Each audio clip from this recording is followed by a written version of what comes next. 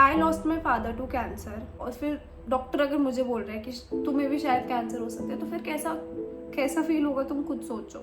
जब तुम अपने हाथ ऐसे बालों में डालते हो और बाल इतने आते हैं हाथ में। If you are watching this video and you are a cancer warrior, you got this. If I can do it, you can do it better. नमस्ते, मेरा नाम है हिमानी भोयर और स्वागत है आपका मेरे चैनल पर। आज की वीडियो होने वाली है बहुत ही इंटरेस्टिंग, बहुत ही स्पेशल, क्योंकि आज मैं आपके सवालों का जवाब दूंगी। तो इंस्टाग्राम पे बहुत सारे लोग क्वेश्चंस पूछते हैं और सबको डीएम पे रिप्लाई करना इम्पॉसिबल है ना। तो इसीलिए मैंने सोचा कि एक यूट्यूब की Q&A वीडियो बनाते हैं जो हमेशा मेरे चैनल पे रहेगी और जिसको जो भी कोई क्वेरी होगी वो जाके वो वीडियो देख सकता है। तो इंस्टाग्राम पे मैं रिलेटेबल कंटेंट भी बनाती हूँ और अपने हेल्थ अपडेट्स भी देती हूँ। तो अगर आप मेरी जर्नी में मेरे साथ जुड़ना चाहते हैं तो मुझे जाके इंस्टाग्राम पे फॉलो कर सकते हैं, लिंक डिस्क्रिप्शन में। तो आप लोगों ने बहुत सारे क्वेश्चन पूछे और जो सिमिलर क्वेश्चन है उनका आंसर मैं एक साथ ही दे दूंगी। पहले मैं बहुत बेसिक क्वेश्चन जो है उनका आंसर दे देती हूँ कि पहले आपको कौन सा कैंसर है। मुझे क्लासिकल हॉजकिंस लिम्फोमा, ठीक है। आपकी कौन सी स्टेज है? स्टेज 3। क्योरेबल और not? It is curable. Okay, so first question is what were the initial symptoms, what symptoms you have to face during cancer treatment और after every chemotherapy. Okay, so पहले बात कर लेते हैं कि मुझे डायग्नोस होने से पहले क्या सिम्टम्स थे, देन उसके बाद जो कीमोथेरेपी के बाद होते हैं उसके बात करेंगे, ठीक है। तो जब मैं 18 की हुई थी मैंने वैक्सीन लगवाई थी एंड आफ्टर वैक्सीनेशन 2-3 दिन बाद ही मेरे को एक भयानक एलर्जी हुई। और वो एलर्जी ऐसी थी कि मेरे को बहुत ज़्यादा इचिंग होने लगी बॉडी में एंड मेरा फेस पूरा स्वेल हो गया था, ठीक है। तो मुझे लगा कि ये नॉर्मल हाइव्स है। मैं डॉक्टर के पास गई, डॉक्टर ने मुझे नॉर्मल एलेग्रा एलआरडी जो मेडिसिन होती है वो दी, मैंने खाई और मैंने कैफीन छोड़ दिया था क्योंकि मुझे लगा था कि मुझे कैफीन से एलर्जी है, ठीक है। उसके बाद लास्ट ईयर मई में मेरे को कफ हुआ और वो कफ इतना बुरा था कि मैं मतलब ऐसे अभी बात कर रही हूँ आप लोगों से और मैं जब ऐसे करती थी तो मुझे खांसी आती थी, मतलब मैं बोल ही नहीं पाती थी, बहुत बहुत भयंकर खांसी। और मुझे 2 महीने वो खांसी रही। तो पहला तो हो गया कि एलर्जी, सेकंड हो गया कफ, ठीक है। अब मुझसे किसी ने पूछा कि यूजुअली लोग नहीं जाते हैं जब कफ होता है उनको डॉक्टर के पास, पर आप क्यों गए? क्योंकि यार मुझे 1 महीने से ज़्यादा होने वाला था खांसी हुए हुए, और 1 महीने से ज़्यादा अगर आपको भी कोई खांसी हो रही है तो वो नॉर्मल नहीं है। प्लीज़ आप डॉक्टर के पास जाइए अगर आपको खांसी 1 महीने से ज़्यादा हो गई है। मैं जर्नल फिजिशियन के पास गई, मेरे बचपन के जो डॉक्टर है मैं उनके पास गई। मुझे लगा कि नॉर्मल खांसी ही है तो कुछ ज़्यादा सीरियस नहीं होगा। डॉक्टर ने एक्सरे के लिए बोल दिया, एक्सरे के बाद मेरा सिटी स्कैन हो गया, सिटी स्कैन के बाद बायोप्सी हो गई। सब कुछ इतनी फास्ट हुआ कि मुझे प्रोसेस करने का टाइम ही नहीं मिला कि मेरे साथ क्या हो रहा है। सेकेंड बायोप्सी हुई, सेकेंड बायोप्सी के बाद मेरे को डॉक्टर ने बोला कि आपको स्क्लेरोसिन मीडियाटिनाइटिस है। मुझे पता आप लोगों को सुन कैसे हो रहा है ये क्या है, मेरे को नाम याद करने में बहुत दिन लगे थे। तो बेसिकली ये एक ऐसी डिजीज़ है, it is a very rare disease and ये मोस्टली बहुत एजड लोगों में होती है। तो डॉक्टर को ये पहले डायग्नोस हुआ, ठीक है। तो उसके लिए मेरे स्टेरॉइड स्टार्ट कर दिए। अब स्टेरॉइड्स भी ऐसे वैसे नहीं, मुझे एक दिन में कम से कम 4 गोलियाँ खानी पड़ती थी जो बहुत ही mg की थी, आई गेस 250 mg समथिंग। मेरी बॉडी बहुत ही ज़्यादा अजीब हो गई थी, लाइक मेरा फेस पूरा स्वेल रहता था, फेस से इतनी मोटी मोटी लगती थी, नीचे से बॉडी पूरी पतली, लोग बोलते थे ये क्या हो गया। और देखो मेरा काम ही कैमरे का है ना, मैं तो कंटेंट क्रिएटर पहले से थी, मुझे नहीं पता था मेरी लाइफ में इतना सब कुछ हो जाएगा। उसके बाद ये चीज़ तो हो ही रही थी, मैं रात में सो भी नहीं पाती थी। अब मुझे एलर्जी अटैक्स आते थे, बॉडी पे ऐसे मार्क्स हो गए थे क्योंकि मेरे को इतनी ज़्यादा इचिंग होती थी, बहुत ज़्यादा इचिंग, बॉडी में ऐसे सेंसेशन होती थी मेरे, मैं सो ही नहीं पाती थी। डॉक्टर के पास चेकअप के लिए जाना होता था, मेरी आंखें बंद हो रही होती थी क्योंकि मैं सो ही नहीं पाती थी। मेरे को सिर्फ दिन में नींद आती थी, रात में मेरे को नींद ही नहीं आती थी। वो बहुत टफ फेस था। मैं बोलूँगी कि मेरे अभी थ्रू आउट द ट्रीटमेंट जो भी चीज़ें हुई है उससे सबसे ज़्यादा वर्स्ट चीज़ वो थी, क्योंकि वो रातें मेरे को बहुत ज़्यादा हॉन्ट करती है अभी भी। सो थर्ड बायोप्सी से पहले जब डॉक्टर ने मुझे बताया कि कैंसर हो सकता है, मे बी लिम्फोमा, तो मैं बहुत डर गई। मैंने सुना ही नहीं कि कौन सा कैंसर क्योरेबल है या नहीं। मेरे को बस वो कैंसर वर्ड से मैं, क्योंकि यार I lost my father to cancer, वो भी 2 महीने पहले, और फिर डॉक्टर अगर मुझे बोल रहे हैं कि तुम्हें भी शायद कैंसर हो सकता है तो फिर कैसा फील होगा तुम खुद सोचो। मेरे को बहुत डर लग रहा था, मैं बहुत रोई कि ये क्या हो रहा है मेरे साथ। पता है मैं क्या सोचती थी? मैं सोचती थी कि भाई मैं ही क्यों, वाई मी। बट उस टाइम से वो टाइम और अब मेरा माइंडसेट एकदम बदल चुका है, एकदम बदल चुका है। जिस हिसाब से मैं चीज़ों को देखती थी वो मेरा पर्सपेक्टिव ही बदल गया है पूरा, और आपका भी बदल सकता है। अब ये तो बात हो गई कि मेरे कैंसर ट्रीटमेंट स्टार्ट होने से पहले मेरे को ये सिम्टम्स होते थे which were cough, allergy and wasn't able to sleep because of allergy attacks।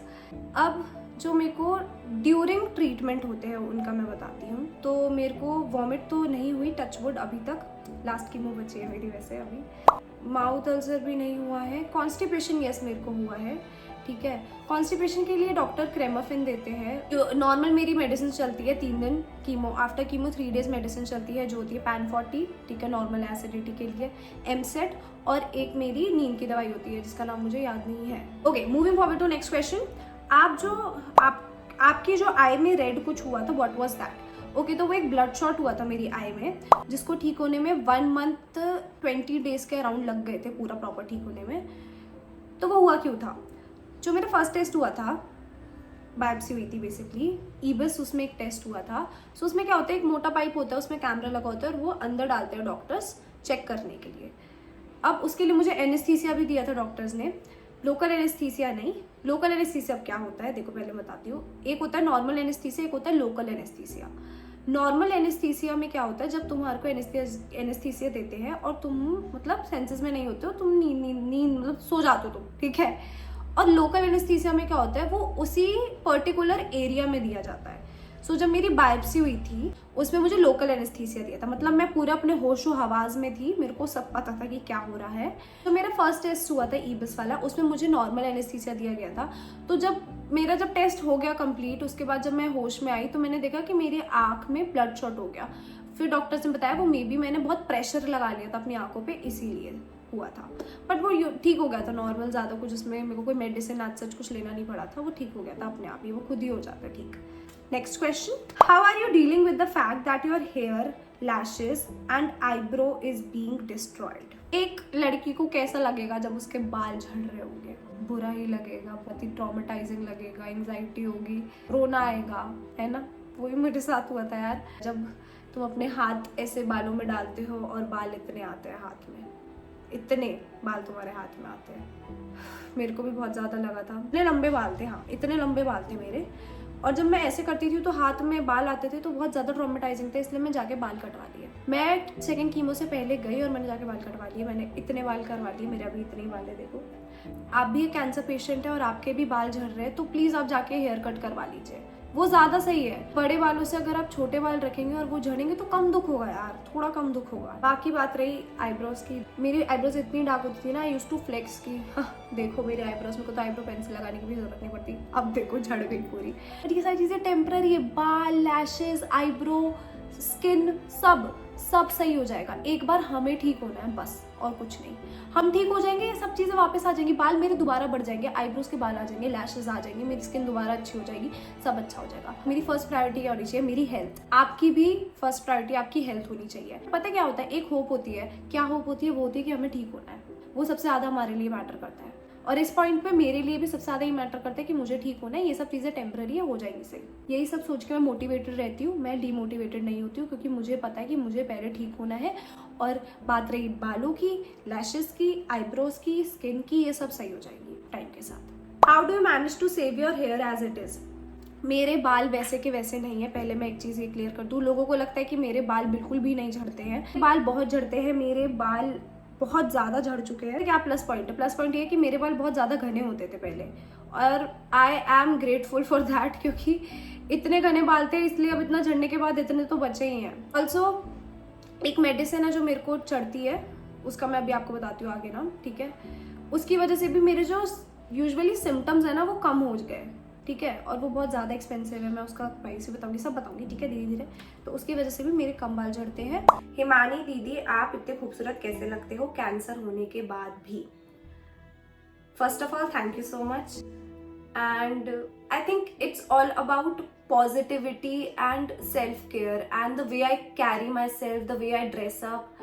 क्योंकि यूजुअली देखो मैं बताती हूँ लोगों का माइंडसेट कैसा होता है कि अगर ये पेशेंट है, अगर ये बीमार है, तो ऑफकोर्स ये तो एकदम ऐसे बेड पे पड़ी होगी और बेचारी सी, ये लोगों का माइंडसेट सेट है। तो हमें वो चीज़ चेंज करनी है। तो इनिशियल मंथ्स थे स्टार्टिंग के ट्रीटमेंट के, मैं भी बहुत डिप्रेस्ड रही थी। मैंने मतलब वीडियोस बनाने ही छोड़ दिया था, मैंने वही करना छोड़ दिया था जो मेरे को पसंद है।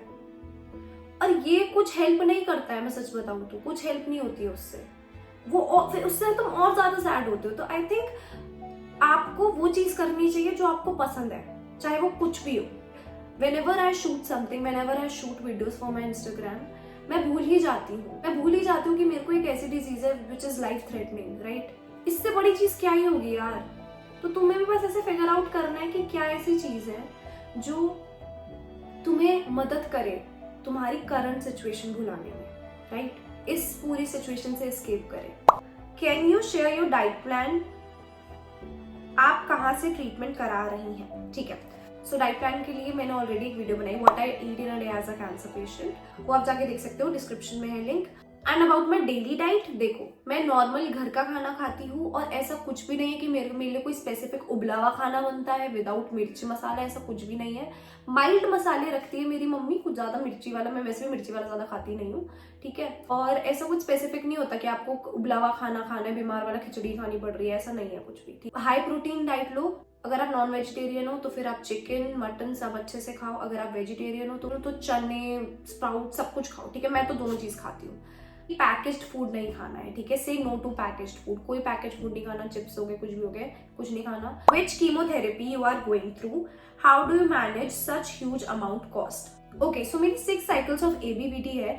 ABVD के साथ मेरे को निवोमिलैप मेडिसिन चढ़ती है 180 mg, और ABVD की जो मेडिसिन है उसमें 3 मेडिसिन आती है, ठीक है। वो मुझे हॉस्पिटल प्रोवाइड करता है। हॉस्पिटल जिससे मेरा ट्रीटमेंट चल रहा है AIIMS, all India institute of medical sciences. उसका अमाउंट है only 60 rupees. Yes guys, only 60 rupees. But जो निवोमिलैप अलग से मेरे को मेडिसिन चढ़ती है उसका पे मैं खुद करती हूँ, वो मेडिसिन मैं खुद लेके जाती हूँ। उसकी अमाउंट है 1,54,397 रुपीज। यस, महीने में मुझे वो 2 बार चढ़ती है, लाइक एवरी 15 डेज। तो महीने में दो बार चढ़ती है, जिसका मोटा मोटा लगा लो तुम 3 लाख बैठ जाता है। अब तुम ये सोच रहे होंगे कि भाई 3 लाख एक महीने में लगता है इस लड़की का, कहाँ से ला रही है इतना पैसा। उसके लिए I am very grateful to my Instagram audience. मैंने जैसे आपको बताया कि मैं कंटेंट क्रिएटर हूँ, ठीक है।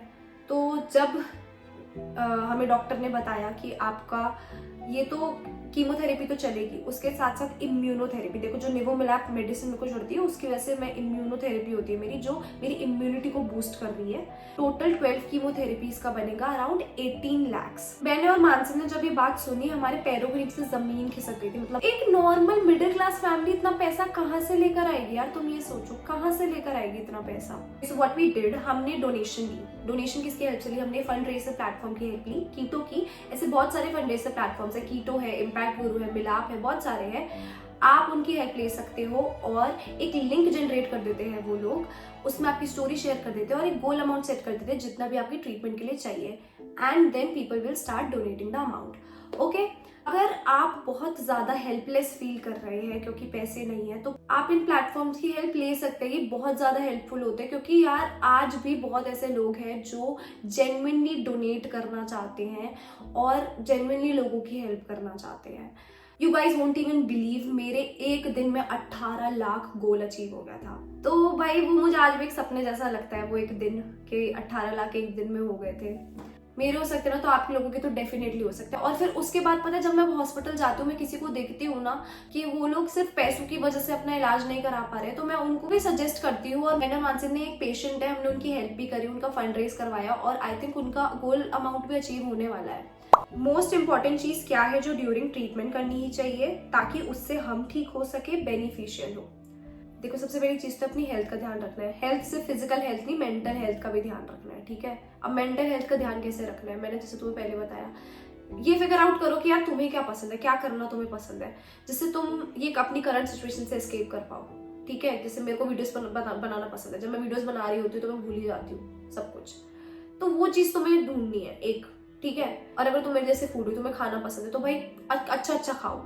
और मैं ये नहीं कह रही कि भाई अच्छा खाना है तो मतलब बाहर का खाना ही खाना पड़ेगा। अरे घर में बन जाता है भाई, घर में बना के खाओ मस्त खाना, क्योंकि फूड एक ऐसी चीज है जो तुम्हें खुशी देती है। लाइक मैं ज्यादा डिप्रेस्ड ये हो गई थी कि क्योंकि खाना एक ऐसी चीज है जो सबको खुशी देता है यार। खाने से मतलब अगर मेरे सामने अच्छा अच्छा खाना हो तो मैं ऑटोमेटिकली खुश हो जाऊंगी। मेन चीज पहले ये फिगर आउट करनी कि क्या चीज तुम्हें खुश कर रही है, और जो चीज तुम्हें खुश कर रही है तुम्हें वही करनी है। कैंसर होना एक ट्रेजेडी है, पर उससे ज्यादा टेंशन इस बात की है how people react to it, कि अब क्या। ओके, तो कैंसर होना ट्रेजेडी है, ठीक है, और उसको एक्सेप्ट करना उससे बड़ी चीज है। मेरे को डीएम आया था इंस्टाग्राम पे, वो एक आर्मी ऑफिसर है और उनको ब्लड कैंसर हो गया। तो यार तुम सोचो कि उस बंदे के लिए कितना टफ होगा, उसको तो पहले ये वो एक्सेप्ट ही नहीं कर पाया होगा ये चीज। तो वही चीज है, पहले हम लोग डिनाइल मोड में चले जाते हैं, हम समझ ही नहीं पाते, हम एक्सेप्ट ही नहीं कर पाते कि ये कैसे हो गया। जब हम एक्सेप्ट करने लगते हैं तब तक हम सिचुएशन थोड़ी नॉर्मल होने लगती है, फिर हमें पता चल जाता है कि ट्रीटमेंट होगा और हम ठीक हो जाएंगे। तो सबसे ज्यादा जो हमारे को चीज हेल्प करेगी ना वो है हमें होप नहीं खोनी है, हमें हमेशा होपफुल रहना है, राइट, हमें हमेशा पॉजिटिव रहना है, वही सबसे ज्यादा चीज हमें हेल्प करेगी। सबसे ज्यादा टेंशन इस बात की है कि how people react to it, कि अब आगे क्या।